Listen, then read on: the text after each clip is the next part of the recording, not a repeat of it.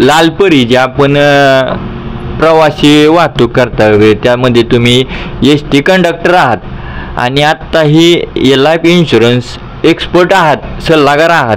मग ह्याच्यामध्ये घरामधून कशा प्रकारे तुम्हाला सहकार्य वगैरे काय, किंवा ते म्हणतात का किंवा दोन्ही पण तू करते किंवा काय तुम्ही करत असता, तर मग घरचं म्हणजे करून हे दोन्ही करणं काय. नमस्कार मित्रांनो, आज आपल्या विकासनाळ यूट्यूब चॅनलवरती एक अशी मुलाखत होती ती कोणत्या प्रकारची आहे आणि कशा पद्धतीची ही शेवटपर्यंत पहा. आणि जर ह्या व्हिडिओला कुणी सबस्क्राईब करायचं राहिलं असेल तर मात्र सबस्क्राईब करायला विसरू नका. चला तर मग थेट जाऊया मॅडमकडं. नमस्ते मॅडम. नमस्कार. सर्वप्रथम आपलं नाव सांगा. मी सुरेखा योगेश गोपणे. आपला पत्ता? बुवासाहेब नगर कोळकी मध्ये आपलं ऑफिस आहे LICचे. तर आपण काय करता? मी लाईफ इन्शुरन्स सेल्स एक्सपर्ट म्हणून गेली 12 वर्ष झालं काम करत आहे. आणि याच्यात मला मी म्हणजे थोडक्यात बस कंडक्टर म्हणून पण 19 वर्ष काम करते आणि LICमध्ये पण 12 वर्ष कार्यरत आहे आणि याच्यामध्ये चांगल्या प्रकारे आपलं कार्य आहे. आत्ता आपण तर सांगितलं एक बस कंडक्टर आहात आणि हे विमा एक एक्सपर्ट सल्लागार आहात. तर मग तुम्हाला काय वाटते की आत्ता नोकरी आणि हा विमा कशा प्रकारे तुम्ही हँडल करता हे सर्व? आमची ड्युटी म्हणजे सकाळी 6ला चालू झाले की दुपारी 2ला संपते. माझं काम काय करते, मी सकाळची ड्युटी करते आणि दुपारनंतर फील्ड वर्क म्हणजे LICचं कार्य करते. आपलं ऑफिस असेल तर जवळजवळ लोक ऑफिसला पण व्हिजिट करायला येतात आणि मी प्रत्यक्षात त्यांच्या घरी जाऊन पण त्यांना चांगल्या प्रकारे प्लॅन प्रेझेंटेशन करते. म्हणजे प्लॅन प्रेझेंट कसं करतो त्याच्यावर आपलं सगळं कार्य अवलंबून असतं. त्याच्यातूनच मला बिझनेस मिळतो आणि बसमध्ये पण चालता बोलता पण माझा बिझनेस चांगल्या प्रकारे होतो. यामध्ये की जेणेकरून जसे की हे विकास नाळे सर आहेत त्यांच्या माध्यमातून 4 लोकांचे कनेक्ट घेऊन त्याच्या माध्यमातून चांगल्या प्रकारे बिझनेस करू शकते मी. आत्ता तर आपण खूप छान असं हे सांगितलं की आपण नोकरी देखील करता, नोकरी करत आपण विमा एजंट म्हणजे आणखीन विमा या क्षेत्रामध्ये देखील कार्यरत आहात आणि आपण त्या ठिकाणी लोकांना विमा देतो. तर मित्रांनो, जाणून घेऊया विमा करत असताना किंवा घेत असताना त्याची वयोमर्यादा काय आहे, कोणत्या व्यक्तीपासून ते कोणत्या व्यक्तीपर्यंत हा विमा घेतला जातो. तर मॅडम, विमा हा कोणत्या व्यक्तीनं आणि किती वर्षापर्यंत घेतला पाहिजे, काय सांगाल? आता विमा घ्यायचा म्हटलं जन्मलेल्या बाळापासून 65 वर्षापर्यंत आपल्याला विमा देता येतो. म्हणजे विमा म्हणजे काय, थोडक्यात आपल्या कुटुंबाची सुरक्षितता. सगळ्यात महत्त्वाचं म्हणजे करता धरता जो व्यक्ती आहे त्याला विमा देणं खूप गरजेचं आहे.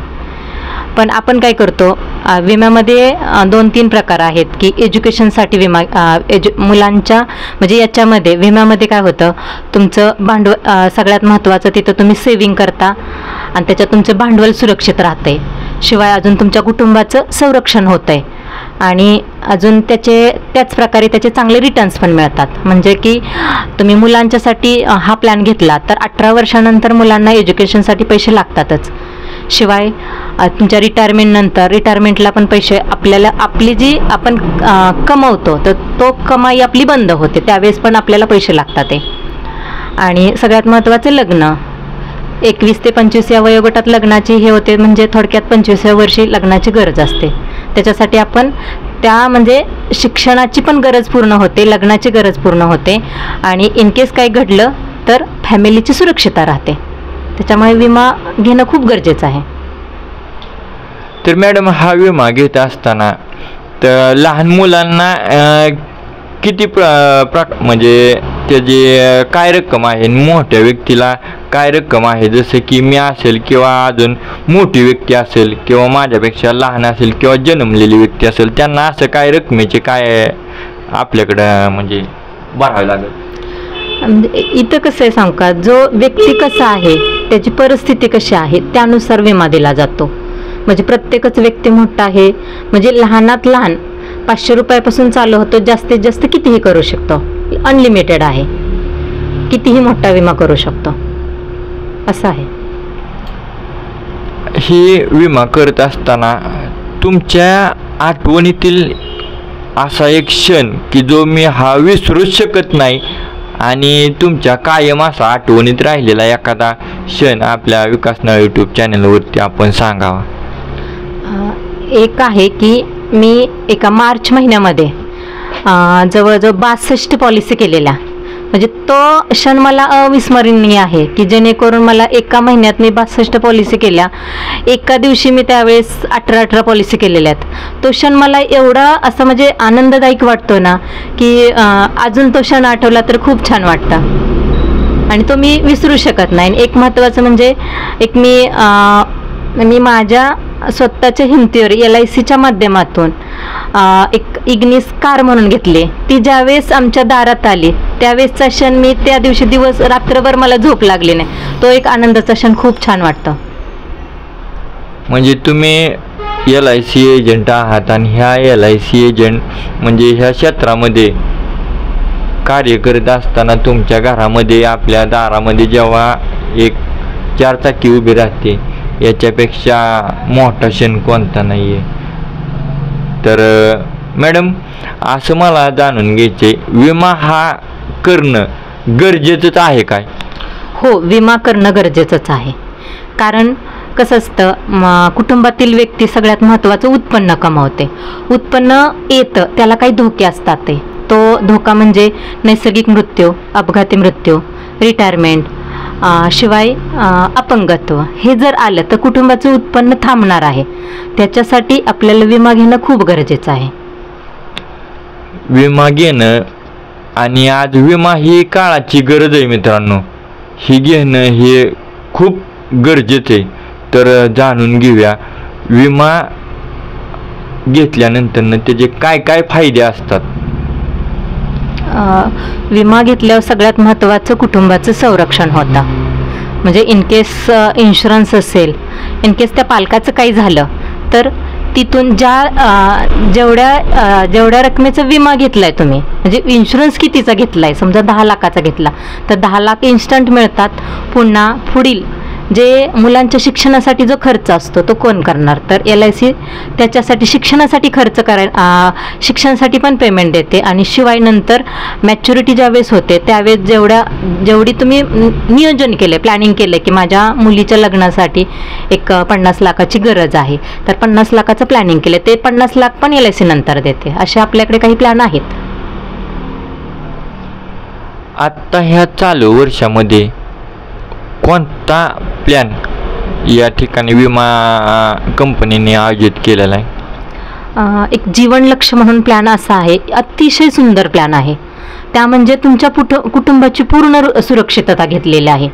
म्हणजे थोडक्यात असं आपण कसं म्हणतो की प्रत्येक व्यक्ती गेल्यावरच पैसे मिळतात असं नाही आहे. त्याच्यात तुम्हाला मुलीच्या लग्नासाठी हा यूज करू शकतो. म्हणजे जेणेकरून मुलीच्या लग्नाला आपल्याला एक 50 लाखाची गरज आहे तर तुम्ही विमा घेऊ शकताय. एक 10 लाख 20 लाखाचा विमा घेतला तर 50 लाख रुपये आरामात मिळतात ते. आणि इनकेस काही घडलं तर त्या क्षणाला 20 लाखाचा विमा 20 लाख इन्स्टंट मिळतात. आणि प्रत्येक वर्षी मुलीच्या शिक्षणासाठी 2-2 लाख रुपये मिळायला सुरुवात होते. आणि शेवटी मॅच्युरिटीला 52 लाख रुपये शुअरली मिळतात. आणि ते इनकेस घडलं काही तर 1ही रुपया भरावा लागत नाही आहे. तिथे न भरता तुम्हाला म्हणजे थोडक्यात प्रत्येक वर्षी शिक्षणासाठी 2-2 लाख रुपये मिळणार आणि शेवटी मॅच्युरिटीला पुन्हा 52 लाख रुपये मिळणार. म्हणजे शिक्षण पूर्ण होतंय मुलीचं आणि लग्न पण त्यातच भागतंय. खूप छान आहे मित्रांनो. तर जाता जाता एक प्रश्न विचारतो की मॅडम आपण या ठिकाणी बोर्डवरती लिहिलेलं आहे की 1 लाख रुपये 15 वर्ष भरा आणि 15 वर्षानंतर प्रत्येक वर्षाला 1 लाख रुपये कायमस्वरूपी मिळवा. तर ही 1 लाख भरण्याची रक्कम आहे ही एकदम भरायची आहे की हप्त्याने म्हणजे पर मंथ असे काय आहे का? म्हणजे हे म्हणजे प्रत्येक वर्षी 1-1 लाख रुपये भरायचे. 15 वर्ष पूर्ण झाले की प्रत्येक वर्षी तिथून पुढे कायमस्वरूपी 1 लाख रुपये चालू झाले. आणि शेवटी म्हणजे ते सगळे मिळून 2 कोटीचा फंड आपल्याला मिळणारच आहे तो. म्हणजे प्रत्येक महिन्याला प्रत्येक वर्षाला मित्रांनो 1 लाख रुपये भरायचे द्या आणि ते 15 वर्षानंतर तेवढी रक्कम दिली जाते. तर दुसरा देखील प्लॅन अतिशय खूप छान आहे. तो म्हणजे काय तर 15 लाख रुपये भरायचेत आणि 2 कोटी मिळवायचे, ते देखील जाणून घेऊया. हा म्हणजे हे कसं आहे, आता आपण एक लाख रुपये 15 वर्ष भरणार म्हणजे आपले 15 वर्षाचे 15 लाख रुपये झाले. म्हणजे 15 लाख रुपये झाले की 1 लाख रुपये कंटिन्यू मिळणार. आणि शेवटी तुमचा जो फंड आहे तो 2 कोटीचा फंड सेफमध्ये राहणार आहे. म्हणजे हे 2 कोटी तुम्हाला मिळणारच आहेत. म्हणजे 15 लाख रुपये तुमचे जमा होणार, त्याच्या बदल्यात तुम्हाला 2 कोटी मिळणार. हा एकत्रितच कॉम्बिनेशन प्लॅन आहे तो. तर मॅडम एक ह्या अखेरीस एक प्रश्न विचारतो. ही जी मॅडम 1 कोटी 15 लाख रुपये भरून तुम्ही 2 कोटी मिळवा अशी एक ही योजना आहे, खूप छान आहे ती. पण LIC विमा ही त्या पुढच्या व्यक्तीला देत असताना कंपनी हा जो पैसा आहे तो कशा स्वरूपात पुढच्या व्यक्तींना देते आणि तो पैसा कुठून येतो? तो आपलाच पैसा असतो आणि आपल्याच लोकांना दिला जातो. म्हणजे एक थोडक्यात 100 जणांचा ग्रुप आहे. 100 जणांना काही होत नाही, पण 99 लोकांचे जे पैसे असतात ते एका जणाला जातात इन केस काय घडलं तर. म्हणजेच थोडक्यात काय हे एकजुटी आहे.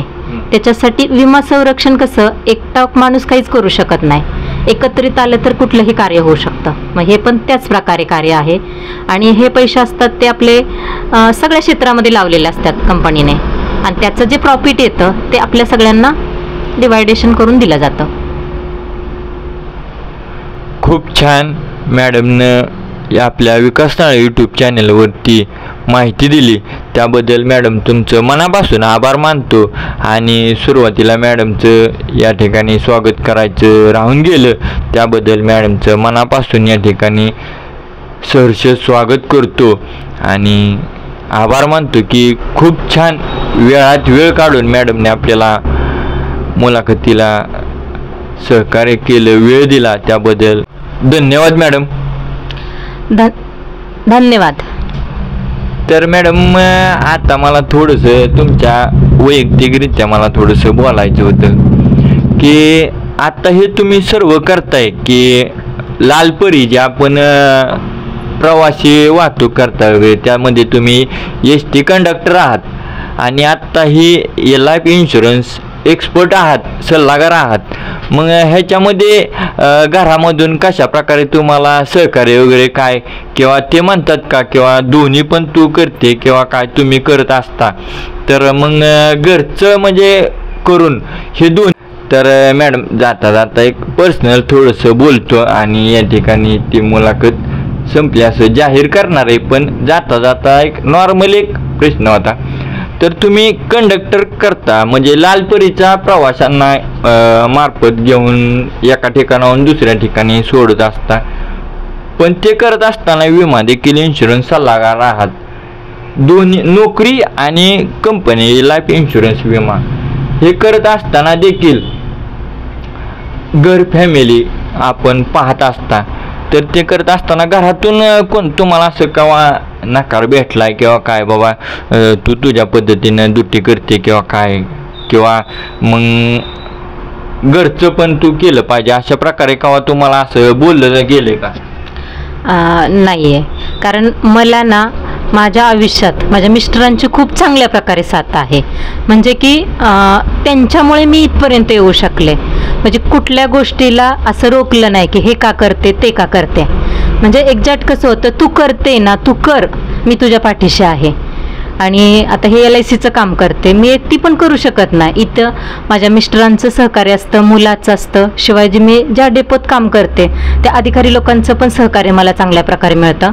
त्याच्यामुळे मी आज आत्ता जी या क्षणाला आहे की या LIC कारकिर्दीत LICच्या ह्याच्यामध्ये चांगल्या प्रकारे कार्य करू शकले, ते सगळ्यांच्या माध्यमातून कार्य करते हे.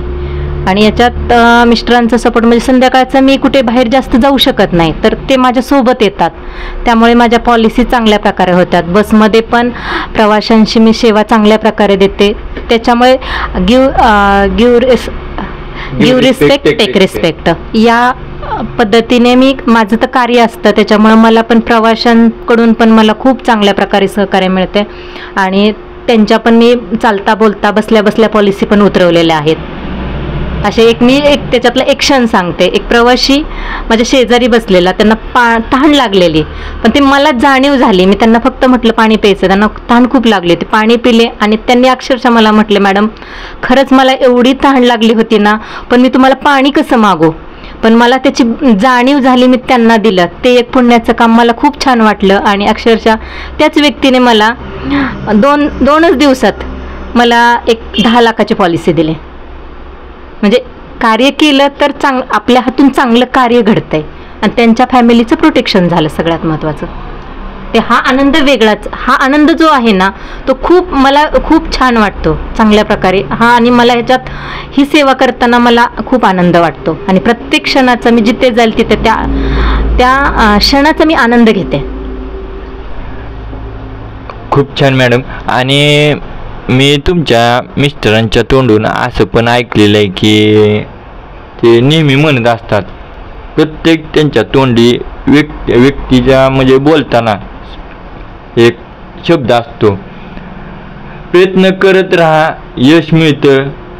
अपयश जरी आलं तरी खचून जाऊ नका, धीर सोडू नका. तर आतापर्यंत तुम्हाला असा सल्ला त्यांना केव्हा दिलाय का? हां, म्हणजे त्यांचं कसं असतं म्हणणं की कार्य करत राहा, त्याचं आज ना उद्या फळ मिळतच राहणार आहे. आणि ज्यावेळेस आपण प्रामाणिक कार्य करतो त्याचं निश्चितच फळ मिळतं, हे खरं आहे. तर मित्रांनो, खूप हा व्हिडिओ. तर मिस्टरांचा सपोर्ट कसा? मिस्टरांचा सपोर्ट मला खूप छान प्रकारे असतो. म्हणजे मिस्टरांचंच नाही, मग अख्ख्या फॅमिलीचंच आमच्या सपोर्ट चांगला असतो. माझे सासूबाईंचं पण कसं घरातली कामं वगैरे करतात मला, आणि जरी उशीर वगैरे झाला तर सगळं कार्य करतात. सासरे आहेत, सासऱ्यांचा स्वभाव आमचा बोलका आहे, त्याच्या माध्यमातून मला कस्टमर मिळतात. म्हणजे ते काही नाहीत, माझ्या सुनबाई अशा कार्य करतात ते सांगितल्यामुळं त्यांच्याकडून पण मला चांगली मदत मिळते. शिवाय माझा मुलगा आहे, तो त्याच्या मित्रांना सांगतो. त्याची स्वतःची पॉलिसी केली आहे, तुम्ही पण तुमच्या आईवडिलांना सांगा, करा. म्हणजे चांगल्या प्रकारे कार्य घडतंय माझे. खूप छान मॅडम. एक आपली देखील पॉलिसी या ठिकाणी पाहायला मिळणार आहे. आणि या ठिकाणी एक फॉर्म लवकरच या ठिकाणी भरलेला तुम्हाला पाहायला मिळेल. आणि त्यासाठीच आज या ठिकाणी मी आलेलो, याचं सर्व जाणून घेतलं. आणि जाणून घेतल्यानंतर ना हा व्हिडिओ करण्याचं आपल्या या ठिकाणी चॅनलवरती आपल्याला पाहायला मिळते. तर मित्रांनो, खूप हा व्हिडिओ लांबत चाललेला, याच ठिकाणी मी थांबतो. आणि ही मुलाखत तुम्हाला कशी वाटली आपल्या विकास नाळे यूट्यूब चॅनलवरती घेतली. आणि ह्या चॅनलला जर आपण नवीन असाल तर लाईक करा, शेअर करा, आणि खाली असलेले सबस्क्राईब बटन एकदा दाबा. का दाबायचे तर ते अशाच प्रकारचे नवनवीन व्हिडिओ तुम्हाला पाहायला मिळतील. त्यासाठी सबस्क्राईब करायला मात्र विसरू नका. धन्यवाद मॅडम, आपण खूप छान मुलाखत दिली, त्याबद्दल तुमचं विकास नाळे यूट्यूब चॅनलवरती धन्यवाद करतो. आणि याच ठिकाणी थांबतो. धन्यवाद सर.